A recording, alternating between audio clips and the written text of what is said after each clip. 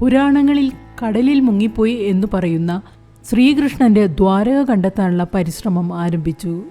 ഇതിന്റെ ഭാഗമായി archaeological survey of ഇന്ത്യയുടെ അണ്ടർ വാട്ടർ ആർക്കിയോളജിക്കൽ വിങ്ങിലെ ഗവേഷകർ കടലിനടിയിൽ പരിശോധന ആരംഭിച്ചു. ദ്വാരകയുടെ ശേഷിപ്പുകൾ കണ്ടെത്തുകയാണ് ഇവരുടെ ലക്ഷ്യം. കടലിനടിയിൽ 300 അടി ആഴത്തിലാണ് ദ്വാരക ഉള്ളതെന്നാണ് നിഗമനം. ഇവിടെ എത്തി ദ്വാരകയുടെ ശേഷിപ്പുകൾ കണ്ടെത്തി ദ്വാരക നിലനിന്നിരുന്നതായി സ്ഥിരീകരിക്കുകയാണ് ഇവരുടെ ലക്ഷ്യം. ASI additional director general professor Alok ത്രിപാഠിയുടെ നേതൃത്വത്തിലുള്ള 5-അംഗ സംഘമാണ് ഗവേഷണത്തിന് നേതൃത്വം നൽകുന്നത്. ഗംഗയുടെ കൈവഴിയായി ഒഴുകുന്ന ഗോമതി നദിയുടെ ഭാഗത്ത് നിന്നാണ് പ്രാരംഭ പരിശോധന. ചരിത്ര പ്രാധാന്യം ഏറ്റവും കൂടുതലുള്ള സ്ഥലമായതിനാലാണ് ഇവിടെ തുടക്കം കുറിച്ചത്.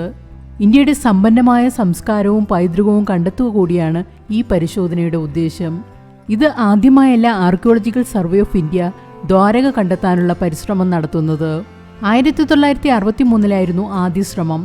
ഗുജറാത്ത് സർക്കാരിന്റെ നിർദ്ദേശത്തിന്റെ അടിസ്ഥാനത്തിലായിരുന്നു ഗവേഷണം ആരംഭിച്ചത്. ഈ ഗവേഷണത്തിൽ 3000 വർഷം പഴക്കമുള്ള ചില മൺകുടങ്ങളുടെയും പാത്രങ്ങളുടെയും അവശിഷ്ടങ്ങൾ കണ്ടെത്തിയിരുന്നു. ഇതിനുശേഷം 1980 അടുത്ത ശ്രമം നടന്നു.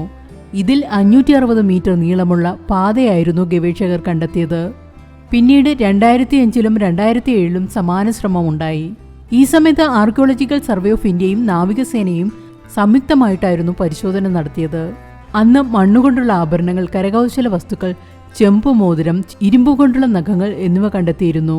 ഭഗവത്ഗീതയിലാണ് ദ്വാരകയുമായി ബന്ധപ്പെട്ടുള്ള പരാമർശം അടങ്ങിയിരിക്കുന്നത്. 5000 വർഷങ്ങൾക്ക് മുമ്പ് ഭഗവാൻ ശ്രീകൃഷ്ണൻ പണി കഴിപ്പിച്ചതാണ് ദ്വാരക.